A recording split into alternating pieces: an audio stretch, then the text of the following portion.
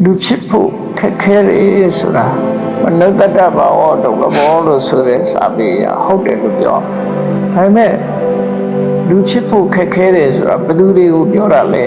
ဘယ်သတော်အားတွေကိုရည်ညွှန်းတယ်လို့ဆိုတာမြတ်စွာဘုရားဟောထားတဲ့ဗိကန်းကြီးဥပမာနဲ့ကာနာကိစ္စပမာဆိုတုတ်တန်အရာဆိုလို့ရှိရင်တော့တရိษံတကောင်ရဲ့အနေထားမှာကြည့်လိုက်မယ်ဆိုရင်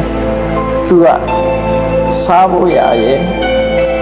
နိုင်ကျင့်ဖို့ရဲ့ကံကုန်ခံစားဖို့ရဲ့ဒါပဲသူရှိတယ်မှန်ပါဗျအဲ့ဒီစားဖို့အတွက်တဏှာလောဘဖြစ်နေတယ်ရံပြူရကိုယ်လာရံပြူတာလို့အဲ့ဒါတွေနဲ့အမြဲတမ်းကြုံနေရတော့သူဒေါသလည်းအမြဲတမ်းရှိတယ်ကြောက်တာလည်းဒေါသပဲဥပမာချင်းသေးကကျွဲတွေကြိုက်တဲ့ဆိုရင်ကျွဲကိုဖမ်းတယ်ဆိုရင်ချင်းသေးကလည်းဒေါသပဲကျွဲကလည်းကြောက်လို့ပြေးရင်ဒေါသပဲသူတို့ဟာစားဖို့ရလဲလောဘဖြစ်ရတယ်ဒီတကောင်းအတွက်မှလည်းပဲနိုင်ကျင့်ကြတာဆိုတော့ဒေါသတွေဖြစ်တယ်ဟာလောဘဒေါသမဖြစ်ဘူးဆိုတဲ့အချိန်မှလည်းပဲအမှန်တရားကိုသိနိုင်စွာမရှိလို့မောဟတွေကလွှမ်းမိုးနေတယ်မှန်ပါဗျအိဋ္ဌာရဲ့စားတာရဲ့ကာမဂုဏ်ခံစားတာရဲ့ဆိုတဲ့အကုသိုလ်တရားတွေနဲ့တဘောအဆုံးသတ်သွားတဲ့ပုဂ္ဂိုလ်တွေဖို့ဟာသူတို့မှာဒါနကောင်းမှုဆိုလည်းဘယ်လိုမှမရှိနိုင်ဘူးနော်ကိုချင်းသီလဆိုလည်းဘယ်လိုမှမရှိနိုင်မရှိနိုင်သည့်အတွက်ကြောင့်သူတို့ရှုထောင့်ကနေကြည့်လိုက်မယ်ဆိုရင်လူဖြစ်ဖို့အလုံးခက်တယ်ဆိုတာဟုတ်ပါနောက်တစ်ခုကဘာပဲဖြစ်ဖြစ်နှိုင်းရှင်ကြည့်ရမယ်ဥယျာဉ်ချင်းနှိုင်းရှင်ကြည့်လိုက်မယ်ဆိုရင်တိရစ္ဆာန်တွေက species မျိုးစားတွေအများကြီးရှိတယ်ငါးတကောင်ရဲ့မွေးဖွားနှုန်းကိုကြည့်ပေါ့ငါးတကောင်ဟာဥတန်ပေါင်းများစွာရှိတယ်လူတစ်ယောက်ရဲ့မိခင်ရဲ့ကိုယ်ထဲမှာဘလောက်တည်းတည်နိုင်တော့နော်ဝေဖွားနိုင်တော့လွန်နေတယ်လေမှန်ပါဗျအဲ့တော့တိရစ္ဆာန်တွေရဲ့ဝေဖွားတော့လူရဲ့ဝေဖွားတော့နဲ့ကြည့်မယ်ဆိုရင်လူရဲ့ဝေဖွားတော့လွန်နေမှန်ပါဗျလွန်နေတော့မမွေးဖွားပဲနဲ့လူကဖြစ်မှာမဟုတ်သည့်အတွက်ကြောင့်အဲ့ဒီရှုတော့မှကြည့်ရင်လည်းလူဖြစ်ဖို့တော့ခက်ခဲမှန်ပါဗျအခုခေတ်ဆိုရင်တော့ပို့ပြီးတော့လူဖြစ်ဖို့ခက်ခဲလာတယ်ဘာကြောင့်လဲဆိုရင်လက်ခံတဲ့လူကနေလာမှန်ပါတားဆီးတဲ့ပုဂ္ဂိုလ်တွေအများလားမှန်ပါလာခြင်းတော့လဲလာလို့မရအောင်တားတဲ့စနစ်တွေပေါ်လာမှန်ပါဘာနဲ့တူလာတော့ဆိုရင် immigration နဲ့ဟိုလာတဲ့နေရာဗီဇာထုတ်မပေးတာနဲ့တော့တူမှန်ပါဗျာဒီကလည်းအဝယ်မခံဘူးမှန်ပါဗျာဟိုကလည်းဟိုဗီဇာမပေးဘူးဆိုရင်ရောက်လာဝယ်ရတော့ခက်တယ်လေမှန်ပါဗျာအဲ့တော့ဘယ်ရှုတော့ကကြည့်တိရစ္ဆာန်တွေရဲ့ဥယျာဉ်နဲ့ကြည့်လိုက်မယ်ဆိုရင်လူဖြစ်ဖို့ခက်ခဲတယ်လို့ပြောရမှာဖြစ်တယ်မှန်ပါဗျာဒီလူရဲ့မွေးဖွားနှုန်းနဲ့ကြည့်မယ်ဆိုရင်လည်းလူဖြစ်ဖို့ခက်ခဲတယ်ဆိုတာဒါလက်တွေ့အားဖြင့်လက်ခံနိုင်ပါတယ်မှန်ပါဘယ်လောက်ထိခက်ခဲပါသလဲလို့ဆိုတော့ခုနကတိရစ္ဆာန်တကောင်လူဖြစ်ဖို့ကြတော့သူကလူဖြစ်စေတတ်တဲ့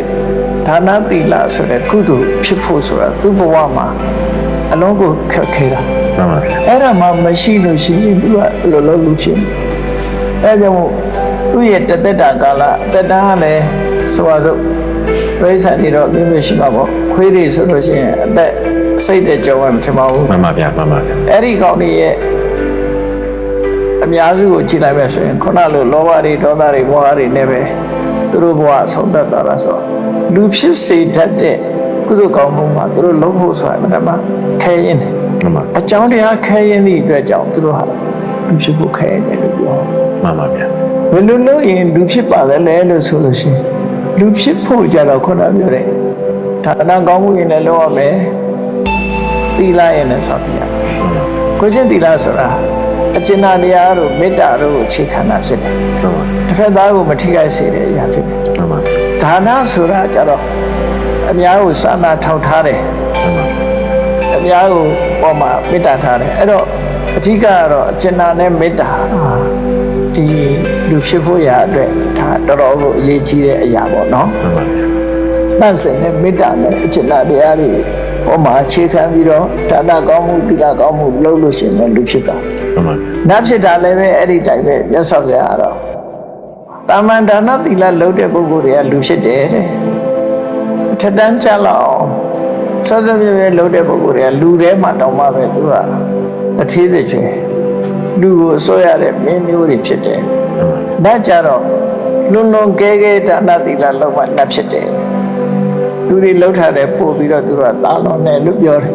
မြတ်စွာဘုရားဟောတဲ့ထဲမှာဆိုရင်ဘယ်တော့မှစိတ်မဆိုးတဲ့လူတယောက်မျိုးသမီးတယောက်ဟာလည်းလူဖြစ်တယ်ဟောနတ်ဖြစ်တယ်ပေါ့လူဘဝမှာသူကစိတ်မဆိုးနေတယ်နောက်တယောက်ကတော့ပါဠိလာတောင်းနည်းနည်းလေးဖြစ်စေလှူတယ်ပြီးတော့ဘယ်တော့မှလိမ်မပြောဘူးအမှန်တရားကိုပြောတယ်ဆိုတဲ့အကြောင်းတရားလေးတွေနဲ့နတ်ဖြစ်တယ်ရှိတယ်နော်အဲ့တော့ဆိုလိုတာကတော့ကုသိုလ်ကောင်းမှုရှိတယ်နတ်ဖြစ်နိုင်တယ်ပြောဘာတွေလို့ရင်ပြမဖြစ်တယ်လဲဆိုတာကြတော့သူက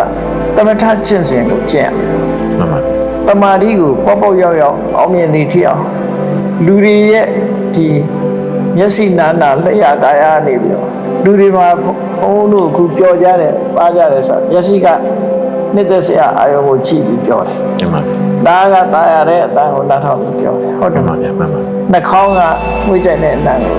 နှမ်းရှုပြီးပြောတယ်လျှာကကောင်းတဲ့အရာတော့တည့်ရပြီးပြောတယ်အဲ့ဒီကာမဂုဏ်အာယုန်တွေနဲ့ပြောနေတဲ့ပုဂ္ဂိုလ်တွေကဗမာဖြစ်သွားရင်အဲ့ဒါတွေကိုဆွန့်လွှတ်ရဆွန့်လွှတ်ပြီးတော့သူတို့ကငြိမ်းချမ်းတဲ့တမာတိစွမ်းအားနဲ့တည်ကျိန်တဲ့အာယုန်တစ်ခုပေါ်မှာအခြေခံပြီးတော့သမထကျင့်စဉ်ကိုကျင့်တယ်ဒီကာမဂုဏ်အပျော်တွေကနေထွက်ပြီးတော့ဒီတဲ့အစင်းမြင့်နဲ့ငြိမ်းချမ်းတဲ့အပျော်ပေါ့တရားနဲ့ပြောတယ်လို့ဆိုပါစို့အဲ့ဒီလိုတရားကျင့်နိုင်ပြီးတော့သမထကျင့်စဉ်အစဉ်စဉ်သူ့အစဉ်လိုက်အောင်မြင်မှဖြစ်ပါဆိုတာဖြစ်တယ်